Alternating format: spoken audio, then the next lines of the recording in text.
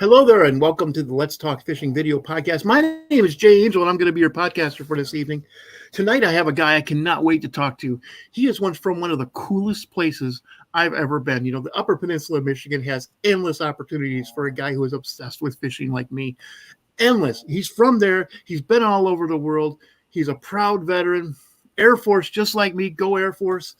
Man, I have none other than Dustin McLeod. How you doing tonight, Dustin? I'm fantastic, Jay. I got to tell you, thank you for this opportunity. Thank you for the chance to sit down and talk about fishing. Yeah, you know what? Thank you, because I can't do this show without you, because me just standing up here talking, nobody's going to watch me.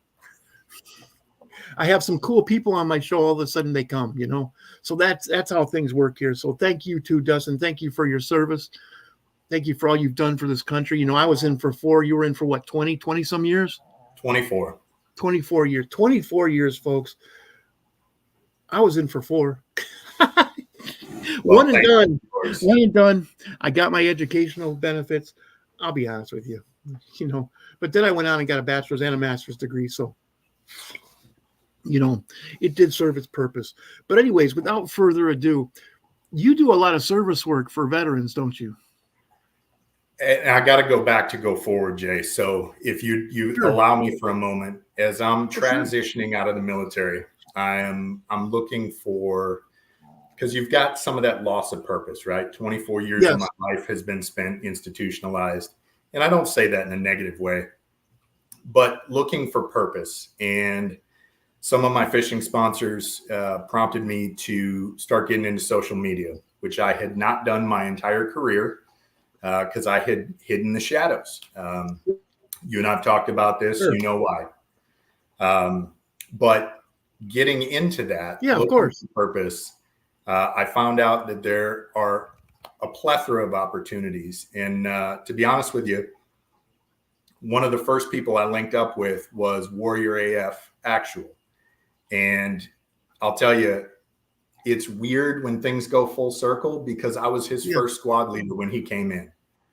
Really? So now we have this completely different relationship, and he's running an organization where he's not working for profits. He's working for ways to help veterans, which got me into some of the other organizations.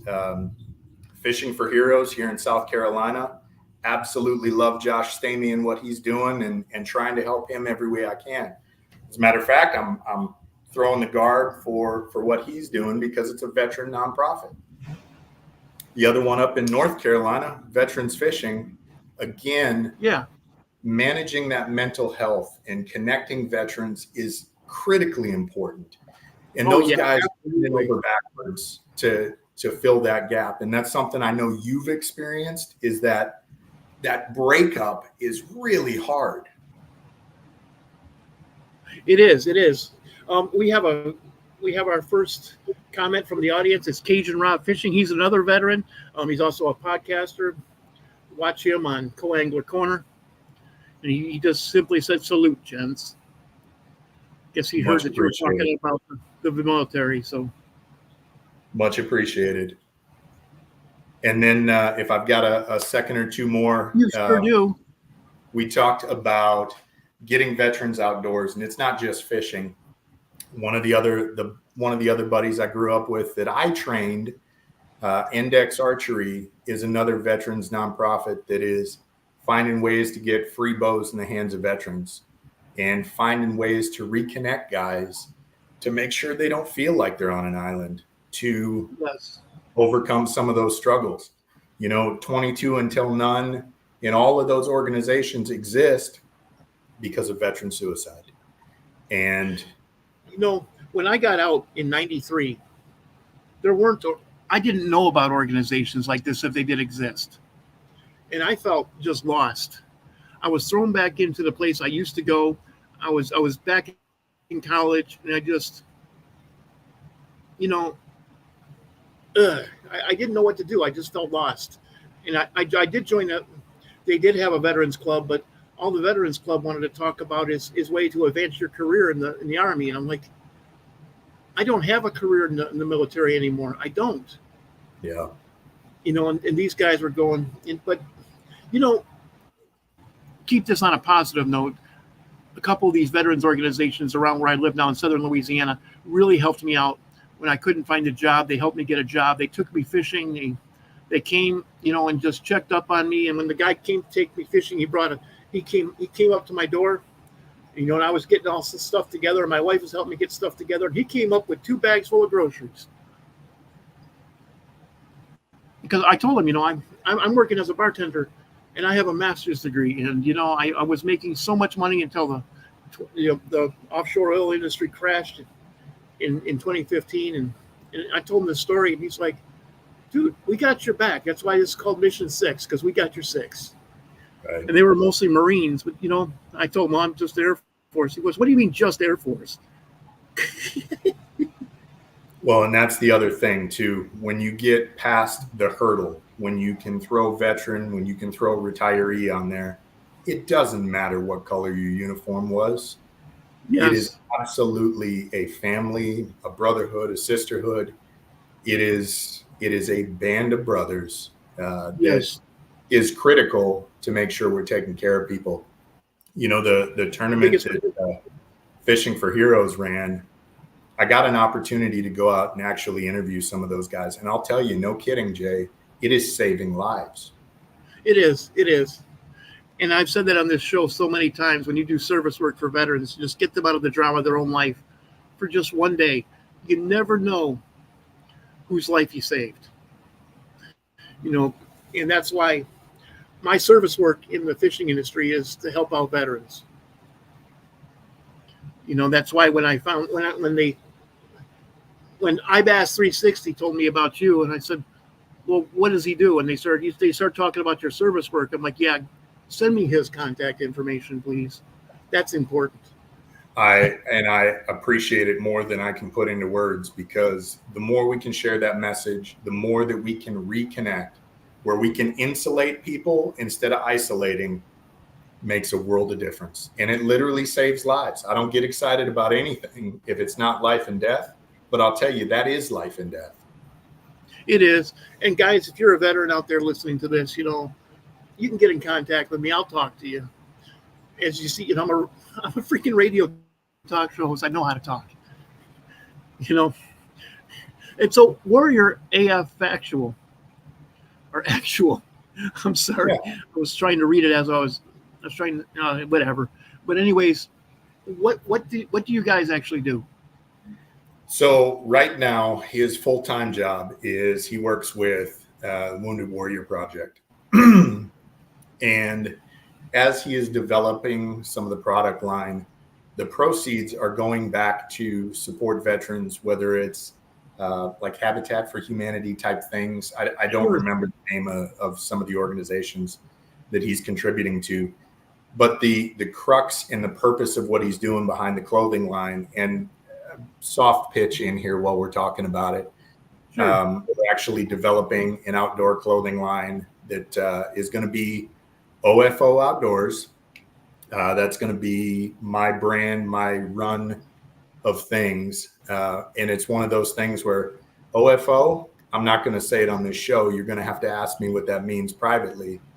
But that's the way you sneak in that military acronym and you make people ask, what does that mean? But all of that is to develop his charities and the other aspects of service that he's looking to get into, because he loves what he does with Wounded Warrior Project, but he wants to do it his way. And I couldn't be more on board with something than that. So, this is a fishing show, and I love talking fishing presentation. Yeah, we do. We absolutely have to talk fishing.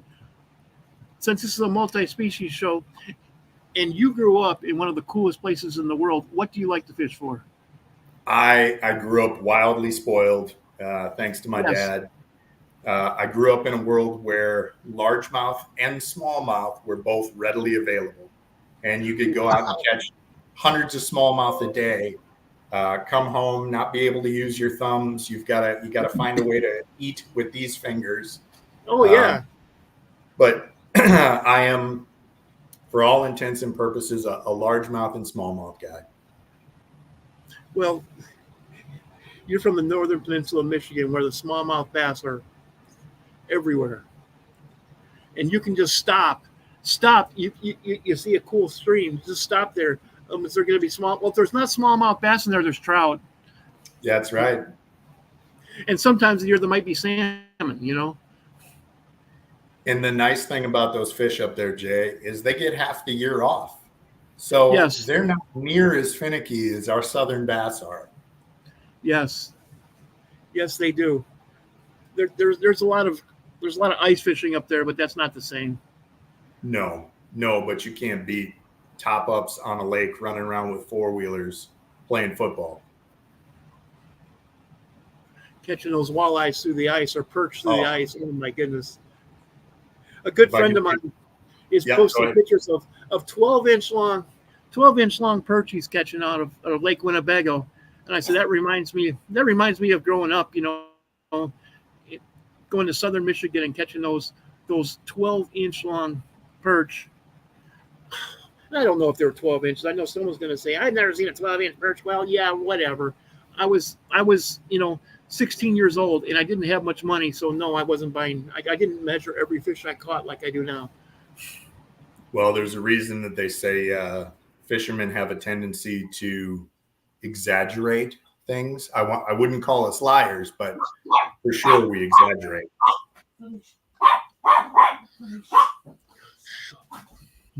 Sorry, my dog just had to blow up. Nope, I completely get it. I locked mine in a room tonight. I left them with people, but they're locked in a room quietly. Well, they got out of the room I locked them in. I don't know how. I was paying attention to you. Okay, so you said you like to catch largemouth bass. Absolutely. Power fishing or finesse? I hate to say it, Jay, but I'm a power fisherman by trade. Okay, you're a power fisherman. What attracts you to power fishing? Well, to be honest, it's the fastest way that you can cover a lot of water. And down here in South Carolina, up there at Lake Murray, they got this fancy little bait fish running around that I've never had to deal with in my life, called blueback herring. I was going to ask you, are those blueback herrings are horrible? Well, they just run my fish all over the lake. Yes, they do. And they don't relate to anything. They just kind of they're pelagic, man. They just kind of go from here to there, over there. Now they're over there. Yeah. How can you tell where they're at? Well, there's 6 boats over there. Let's go join the pack. Oh, I hate fishing like that. Where are all the seagulls? Or yes, as Hank Parker always says, where are the birds? Well, there are lion birds too. But seagulls, there are lion birds. Fishing down here, people say the birds don't lie. No, those birds lie. If you go after the wrong birds, they lie, like terns. But You're right. Seagulls will always dive on the bait. Absolutely. So the crux of my power fishing, especially on a lake like Lake Murray, is you can cover a lot of water a lot faster. When you have to slow down, when you're working with finicky fish, obviously you've got to have finesse capabilities. But I love sticking to, and I know we're gonna talk through all of these. Yeah. But, the bladed jig. This one happens to be a thumper dumper from Deep Throat Jigs. So what are you putting on the back of that jig? Well, funny you mention it. I did set some of this stuff up. So when we're talking about a bladed jig, and I've said this to a lot of folks and get cross eyes regularly, but I have a harder time with a big paddle tail because it throws off the action of the jig. As I'm trying to work different aspects of the water column, if we're talking about a bladed jig, a smaller paddle tail, and this just happens to be Tactical Fishing, a veteran-owned company. You want to show that? Oh, sure. I'd be happy to. So Tactical Fishing, but you see how much smaller that is on the back end? That has a little, yeah. It's a soft but very durable paddle tail. They've got some other things that mimic shad a little better with that split tail on the back. I'm trying to put my thumb over it. That's just Yeah. not going to go. And then one of the other veteran-owned bait companies that I really like is Hog Molly. And Okay, could you take one of those out? I couldn't really see what they look like. oh yeah, of course. And this kinetic craw, what I like about it is it's a much more gentle action in the water. Look at that thing. Yeah. If you're trying That's to a little reduce different. some of that thump. Yep. Now, are you power fishing that? If I've got to slow down and I need the ability to work a bladed jig at different heights in the water column, I will absolutely switch to something like that because I'm getting enough thump out of that blade. And I don't lose some of the control because I have this big floppy thing going on the back.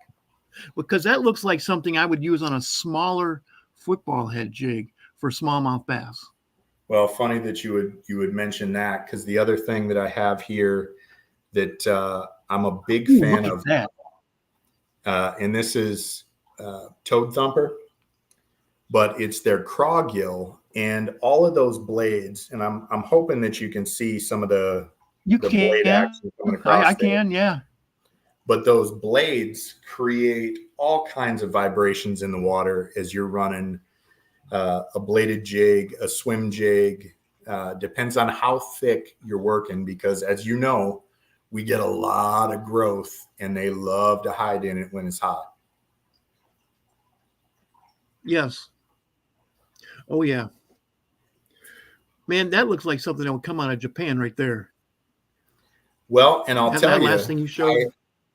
I had the benefit of spending 3 years in Okinawa, Japan. And I think I told you this when we talked earlier, but the only reason there's largemouth bass in Japan was post-war. We brought those out there for morale and recreation for the service members we had out there. And now they have the audacity to have some of the biggest fish in the world. But the interesting thing about the best fishermen in the world.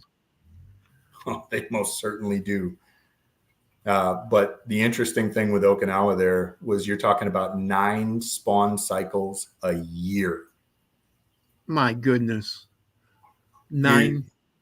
You would go a week and you would go from pre-spawn to post-spawn inside of a week.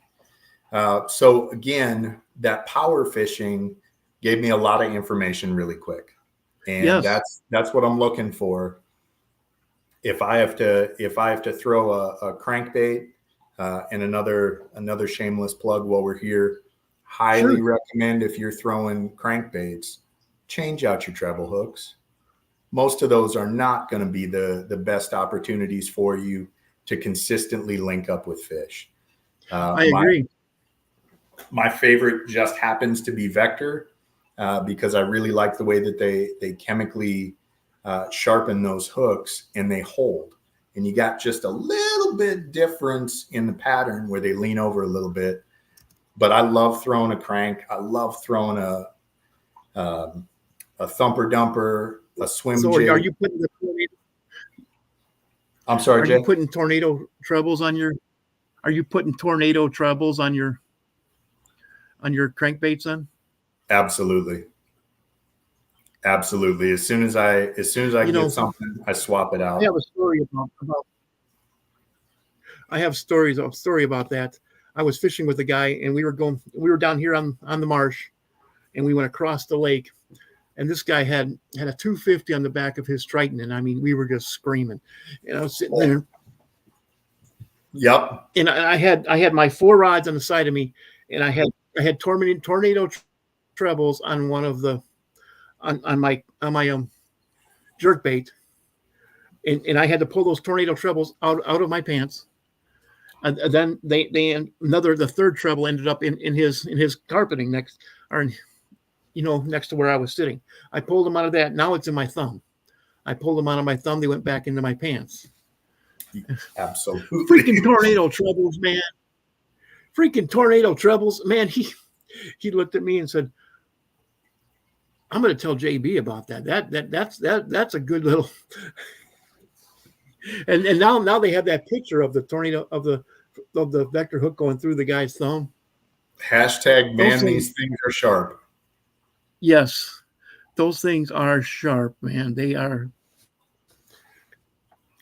But Back in the day, we had to sharpen our hooks. Now I just throw them out if they're not sharp anymore. you almost have to.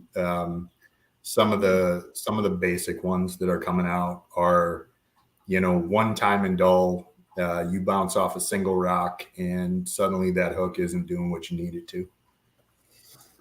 But I can remember sitting there just sharpening my hooks, particularly if I'm going salmon fishing tomorrow. Okay, Eric Suarez says, "What's up, fellas? How you doing tonight, Eric? Thank you for tuning in. Thank you for commenting. I love it when you guys comment, man. Go ahead and engage us. We'd love to answer questions. Right now we're talking about sharp hooks, which we're talking about vector hooks.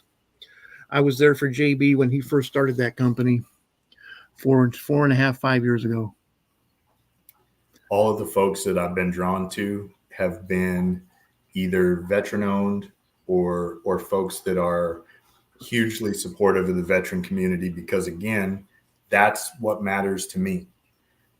Supporting veterans, supporting the folks that are supporting veterans, because paying it forward pays huge dividends for folks. So when you talk about power fishing, you use stuff like lipless crankbaits? I do. I have had far less success down here with that than I have with either the big lip deep crankbaits or some of the wave runner type, where you're running them just under the surface up in shallow water. I have been far more successful with that than I have with the lipless crankbaits. I grew up on lipless crankbaits. It breaks my heart to not be pounding fish on them. When I first got into when I first got out of tech school down in Biloxi, Mississippi, and I moved up to Selfridge International Garbage, which was right on the shores of Lake St. Clair. I had a silver and a blue silver lipless crankbait, the original rattle traps, because this was like 1989. Yep. And I started casting those. It was in the springtime that I got there, so I started casting those on the riprap just of Anchor Bay, and I started catching smallmouth bass until it got dark. Then if I continued to cast, I would catch walleyes. Yep. And I only had two of these things. I rented a boat and I went out with them. And one time I got it snagged and I went swimming.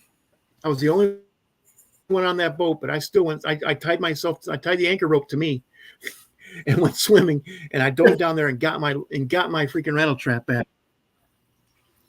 I've seen a lot of videos. It did not have sharp hooks. I was using. Go ahead. Yeah, that's just, I'm crazy about fishing now. When I was that age, I was crazy nuts about it. Then, of course, I moved up to Oscoda and started fishing streams. I lost my two rattle traps real quick and started going to little jigs, Yep. One of them, I was fishing during the springtime. I'm trying to think what time of the year it was, and a freaking steelhead grabbed it and off they go. I don't know how many year old blue Kmart line. There was 6 pound test and an ugly stick light. Well, I never broke an ugly stick. I'm not going to say anything bad about them.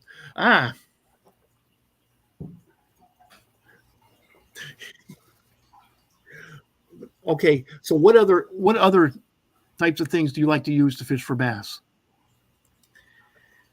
It's literally everything in the arsenal. And because the conditions change so rapidly, where the water temperature will go from 50 degrees to 70 degrees in the matter of a couple of weeks, literally everything is on the table. And I'm really, really working on chasing those shad, trying to figure that out, and working on some of the softer presentations, whether you're talking about throwing a weightless fluke or yes, working that wave runner through traffic. There are so many options available, and you've got to be versatile in your application, because one day it's this color, and the next day it's this color. And we have another. Oh, sorry. We have another comment from the audience. It's Eric Suarez. He says, "Love that support for the vets. I fish at Toyotas and also love doing things that support veterans groups. I'm a 12-year Air Force vet maintainer, currently at training at NAS Pensacola." I've been to NAS Pensacola. So thank you for your service, Eric. Absolutely. Thank you. And that's a pretty familiar name. So I appreciate seeing you, brother. Yeah, thank you very much, man. I appreciate you commenting also as well, Derek. So let me ask you this. Are you casting at, when you find a school, these blueback herring, you cast right into the school? Right now you have to. And it has been most successful throwing a fluke. So I've had to break out some of the spinning tackle. I don't like the spinning tackle as well, only because You're from Michigan and you don't like spinning tackle? I got this wonky thumb now, so it don't do like it's supposed to. But I've had to get back into the spinning tackle. So you probably don't like spinning tackle because this is good spinning tackle right here. This is a razor rod, the Platinum Series, with the monostratic on it. If you had something like this, I mean, look at that, and look at those. You know, spinning tackle is it's even more important. The rod is even more important than it is with bait casters. And when you have a superior rod, you know, I do a lot of wacky rigging, so I will cast it out there and I will sit there and have the. I'm not really in direct. I have what's called passive control of it. Okay. You know, so the wacky rig is going down like this, and I'm sitting there and I'm almost on a loose line. So it's just sitting there just quivering as it goes down. You know, I like to use stuff like, let's see if I can get this. This is the Missile Baits, the 48. So that thing just sits there and just quivers all the way down. And, you know, with flukes, I've been throwing flukes a lot longer than I've been throwing wacky rigs. Man, if you just had that thing and that fluke's just sitting there doing this as it's just kind of going down, whoo! I've caught a lot of fish, and I still do that out in the salt here where I live. Well, I told you I can't catch a fish in the salt, so you're going to have to teach me how to do that. It's fresh. Come on down, man. I will show you how to catch trophy fish from the shore. Count me in. And it's exciting too what we do in August because we're out there surf fishing and bobbing up and down in the surf. And there's dolphins and sharks. There's dolphins and sharks swimming by, and I'm not interested in them, and they're not interested in me. And when I hook into a big fish, I just start walking backwards, you know, on kind of a loose drag, and just keeping a tight line on the fish, but letting it take drag when it has to. But then when I get onto the shore, it's on. I don't want to be anywhere near that thing if a shark decides it wants to eat it. Absolutely not. And it's happened, you know, people, oh my God, what do you do? Well, you certainly don't want to run away from a shark because you cannot outrun. It's like trying to outrun a wolf. You can't do it. Nope, you know, absolutely not going to happen. So you just live with the sharks and you know, you just live with them and they're not in there. If you swam in the ocean, particularly in the Gulf of Mexico, all the way down Florida, all the way over to Mexico, you swam with sharks. They're everywhere. Absolutely. They're everywhere. And I hook into them all the time. And you know, when I hook into a shark, if I know it's too big, I'm like, this is not a redfish. This is not an enormous trout. So just grab my spool. Okay, tie in another rig, throw it back out. Right. I don't want to deal with sharks. I don't want to deal with jack crevalles. I don't want to deal with 50-pound black drums. Ugh. I'm a targeted species kind of. I'm a target. I target a couple of species in the salt, and that's it. But sharks are just too dangerous. You know, if you grab them by the wrong place, they can literally turn around and bite their own tail. They're that flexible. You don't want to deal with those things, guys. But the salt water or the fresh water, particularly where you fish, you don't have alligators. You don't have a lot of poisonous snakes, not like they do in southern Louisiana. No, for sure. But out on Santee Cooper last year. Oh, and Sandy Cooper, that looks like southern Louisiana. Oh, it definitely takes on a lot of the same features. But cypress trees. Yeah. It's the only time that I have only had one poppin' frog in the boat. And I got about a 3-foot gator that decided he wanted that poppin' frog. And I had it on real heavy braid. So I ended up with this baby gator on the boat, and I had to give him just enough mouth room so that I could pull that frog out, because he didn't actually hook it. He just mouthed it. And I was let go either. Those things are horrible. I've had those things go after crappies down here, and I swear a 3-footer can walk on top of the water. If only I could do that. Yeah. Man, those things are incredible. But Sandy Cooper, I have a friend who fishes the Bassmaster Elites. He doesn't live very far away from mine. He's been on the show several times. Derek Hudnall, and he does well with wacky rigging the 48. And it's no secret. He said it right here on this show that you want to target the shady side of the cypress trees. And he grew up around where I live, where it's all cypress trees, it's all shallow water, and it's very difficult to fish that type of a situation because it all looks like it should hold fish. It definitely does. It is very deceiving. I wish I could fish Sandy Cooper because I have a lot of experience. Again, you can't invite me down there and not expect that I'm going to invite you up here. Ha! Good point. I'd love to get up there and fish Sandy Cooper. That'd be a lot of fun. You're welcome anytime. Thank you. But if I find the guy that decided to put structure in the channel that folded my prop over to the point that it hit the hood or the hub and bent my drive shaft, we're going to have a talk. Yeah. You have to watch out that when you're running shallow water, sometimes you think you're safe and you're not, particularly down here where a lot of it's tidally influenced, and it can go from this deep to this deep in a couple hours, and it's dangerous. We went from 8 feet of water to this structure that they put in the channel to 8 feet of water. Yep. I know guys who have lost their professional careers because they hit something like that. They just couldn't afford to go on because they had another $2,000 repair bill for their boat. And, that's what boat stands for, is bust out another $1,000.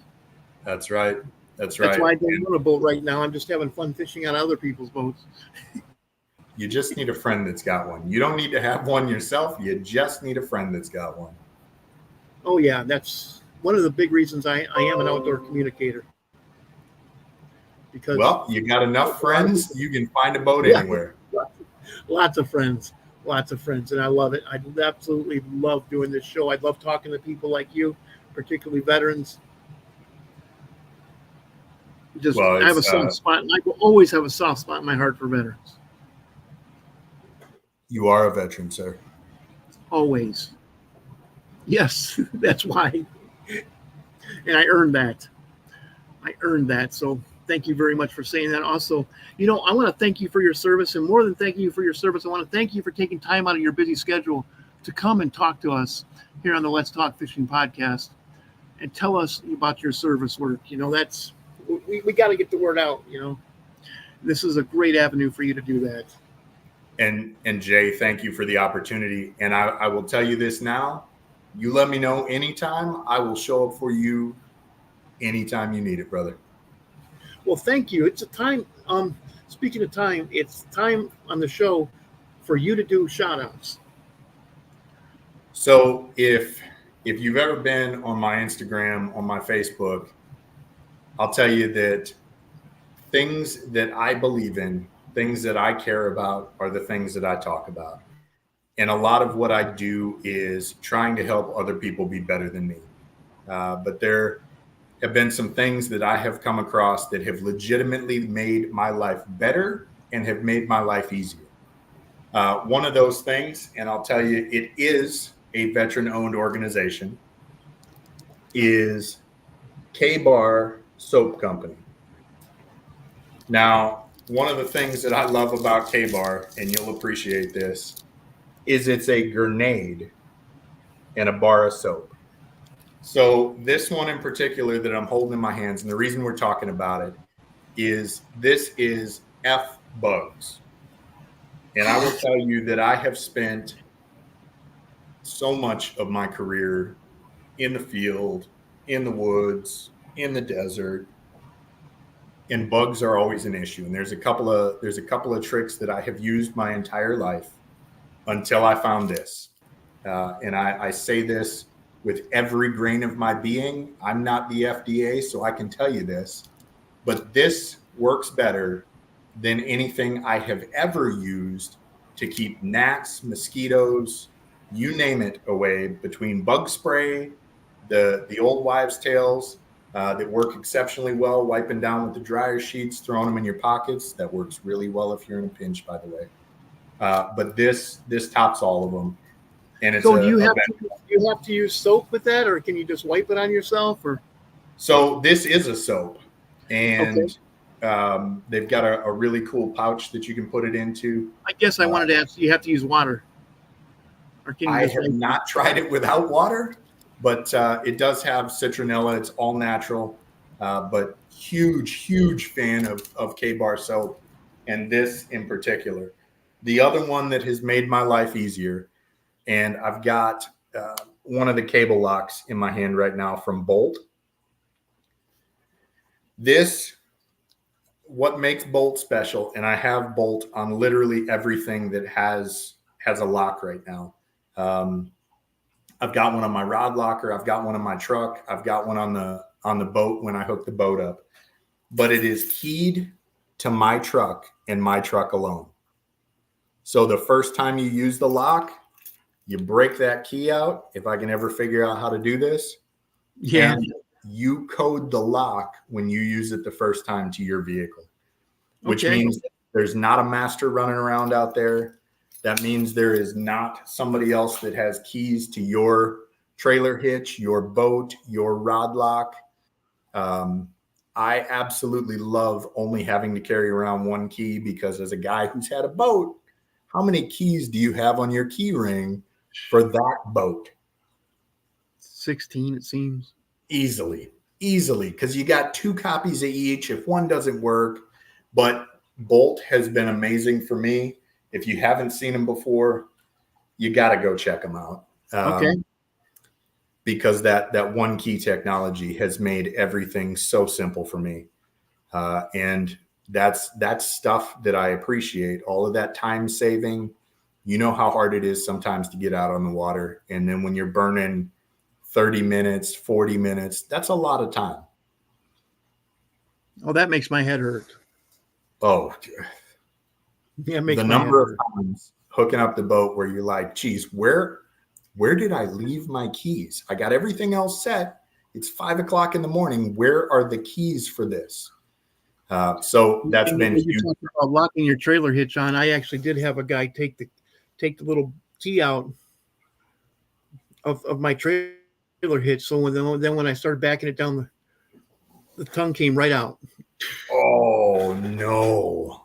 And I know it was taken out because I launched the boat, 3 hours before that, and I was pulling it up because it was the last day of practice before the tournament.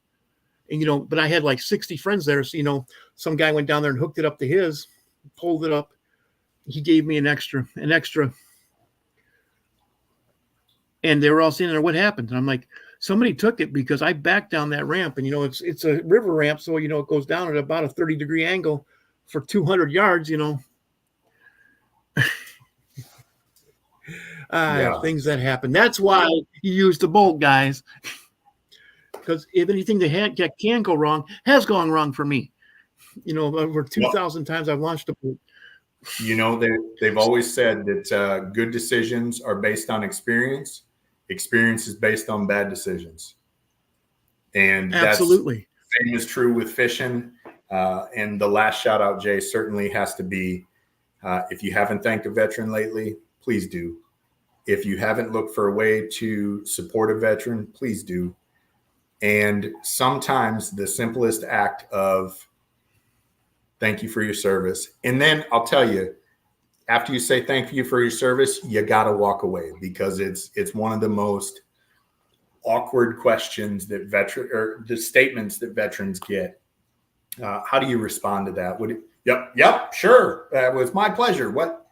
And you find yourself in that awkward situation. But the guys that are willing to wear the hats, the guys that are willing to wear the shirts, that simple act pays huge dividends. I saw a story recently about a Vietnam veteran that post Desert Storm, he saw a sign, thank you for your service, as people were coming back. And at the very bottom, it said, thank you, Vietnam veterans, for yours. And it was the first time he had to pull over on the side of the road because it was the first time anybody said thank you. Oh my goodness. Wow. The first time, that's unbelievable that people are so callous, because those guys went through absolute horrific things. And I'm not and that's not taking anything away from what the Afghanistan and the Iraqi veterans went through. Certainly. When those guys came home, they were literally spit on. And I don't want to talk about that, but they did the hard work. But the reality is that young men fight old men's wars.